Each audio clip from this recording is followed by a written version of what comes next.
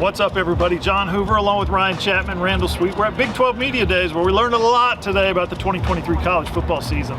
Guys, OU Texas leaving the conference. Everybody else feeling kind of good about it. It was interesting vibe today about whether it was Texas or Oklahoma State.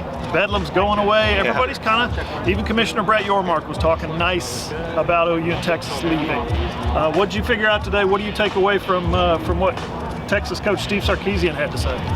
Steve Sarkisian, he said that he knew that every team in the Big 12 was going to give Texas their best shot every week, and he really emphasized that it was Texas's job, the coaches, the players, all that, to make sure that every team got their best shot every Saturday too. One of his players actually repeated the exact same quote over in team breakout sessions, and I think the same thing can go for both OU and Texas. Both of those teams are going to get everybody's best shot.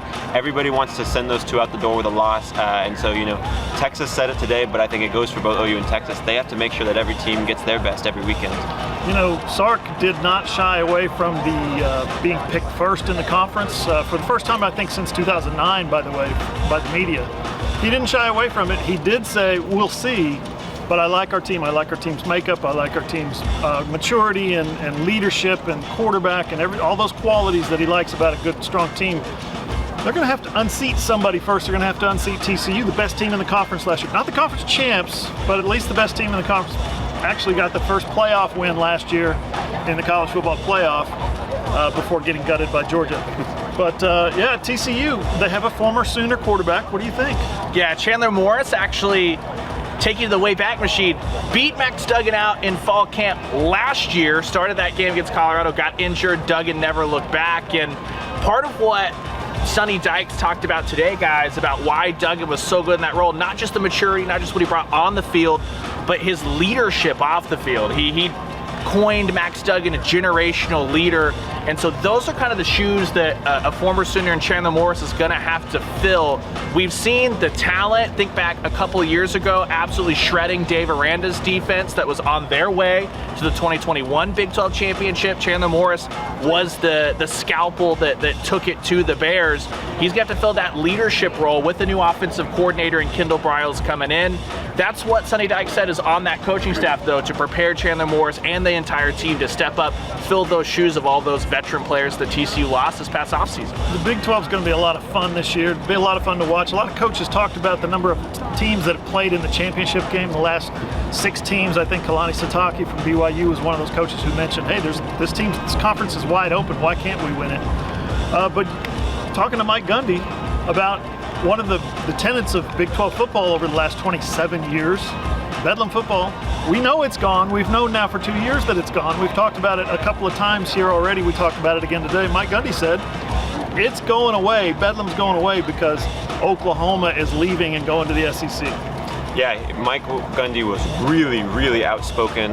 He was asked a couple times about, Bedlam and OU, which, we had to expect coming into this. But he said repeatedly that it's OU's fault, that people should stop looking for Oklahoma State to change the way they do things because Oklahoma is the one who chose to leave. I believe he was asked about if they might play out a conference game against each other, and he said, that was what he said, no, why do you want us to change the way we do things when it's OU's choice? It was their decision to leave. I asked Colin Oliver, one of the Oklahoma State linebackers, who's actually from Oklahoma City. I asked what this last Bedlam game meant to him, and he said that, really to the players, it was just another game.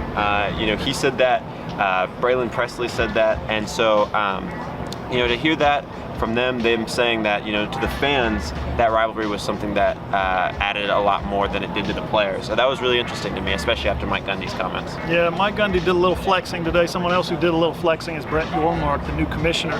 He's been on the job for just at a year, a little less than a year. He came in today and he kind of marked his territory a little bit. Yeah, he led off by saying this is going to be the year of celebration. The Big 12 celebrating the 4 new teams, celebrating Oklahoma and Texas leaving, and all the contributions they had to the conference, as well as the 8 remaining teams. But he also came in and said, just because OU and Texas are leaving doesn't mean the Big 12 is not going to work to aggressively defend its turf. We've seen him be aggressive in realignment talks, aggressive in jumping the Pac-12 in the line for the media deal, but he also announced today on this very field the Big 12 has locked down the Big 12 football championship contract at Cowboys Stadium at AT&T Stadium through 2030. He also said the Big 12's hoping to double down on basketball in Kansas City, softball tournament, the Big 12 softball tournament staying in Oklahoma City, as well as the Big 12 baseball tournament staying across the street here at Globe Life, something that the SEC football only on the books through 2026 in Atlanta, but Hall of Fame Stadium will be a popular venue. SEC wants to move into there for sure for the SEC tournament. So Brett Yormark working hard to make sure the Big 12 defending its footprint as Oklahoma and Texas depart in the 2024 athletic season. Day one of Big 12 Media Days was a lot of fun. We talked to players and coaches today from TCU, Houston, Kansas, Baylor, Oklahoma State, Texas, and BYU. Tomorrow morning, we start in with day two. We're going to hear from Kansas State, UCF, Texas Tech, Cincinnati, West Virginia, Iowa State, and of course, coming up last, bringing up the rear will be the Oklahoma Sooners. AllSooners.com will be here, boots on the ground. Us three plus Ross back home is going to be taking care of all your coverage needs for Big 12 Media Days. Be here tomorrow.